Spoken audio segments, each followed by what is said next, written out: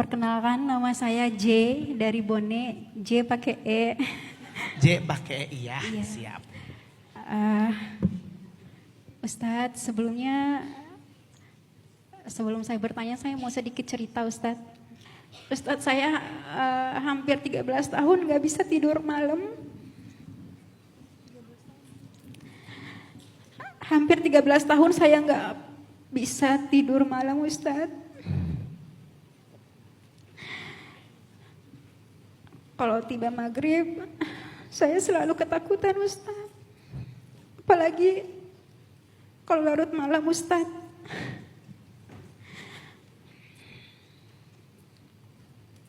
Ada sesuatu yang melekat di hati dan pikiran saya Ustadz, yang mana aku gak bisa cerita di sini.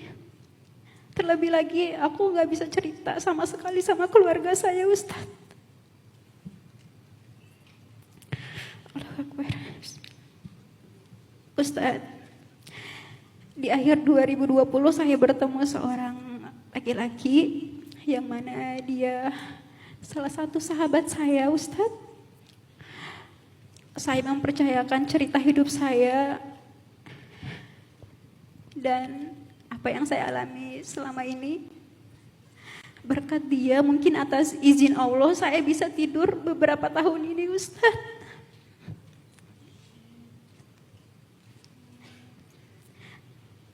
Tapi Ustadz, sahabat saya lagi sakit. Dia harus melakukan cuci darah selama 2 kali dalam sebulan.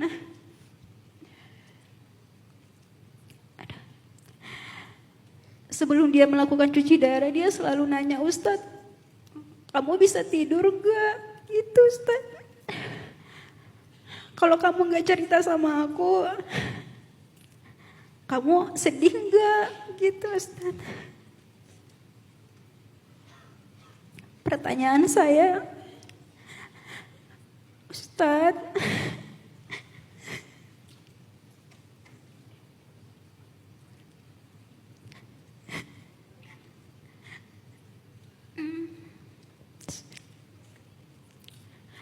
Ustaz, bagaimana saya bisa menerima keadaan saya Ustaz? Kalau misalkan sahabat saya kenapa-kenapa, saya pengen kayak orang-orang yang kalau malam tuh bisa tidur Ustaz. Aku bener-bener gak bisa Ustaz. Kalau bukan karena obat, aku gak bisa tidur Ustaz. Jujur aja Ustaz. Orang tua saya gak tahu aku sebenarnya kenapa. Dan yang kedua Ustaz, pertanyaan saya, bagaimana saya bisa menguatkan sahabat saya Ustaz? Secara dia selalu nguatin saya, tapi posisi dia juga gak baik-baik aja Ustaz. Aku bingung Ustaz harus gimana. Ya, pertama ikut prihatin dengan cerita Mbak J ya, tentang dirinya dan tentang sahabatnya. How to-nya, gimana caranya Mbak J menemukan orang yang tepat untuk bercerita. Ya, Betul Ustaz. semoga Mbak J dipertemukan dengan sahabat-sahabat soleha ya, sehingga Mbak J bisa cerita ke dia, orang yang sangat amanah. Karena menemukan circle positif sahabat-sahabat yang soleh-soleha itu adalah hal yang berharga dalam hidup. Sampai Nabi mengatakan seseorang itu tergantung siapa temannya. Maka pilihlah siapa yang kamu berteman dengannya. Seseorang itu sangat dipengaruhi oleh lingkungannya. Teman bahasa Arabnya suhbah, lingkungan bahasa Arabnya bi'ah. Dua-duanya penting, suhbah dan bi'ah.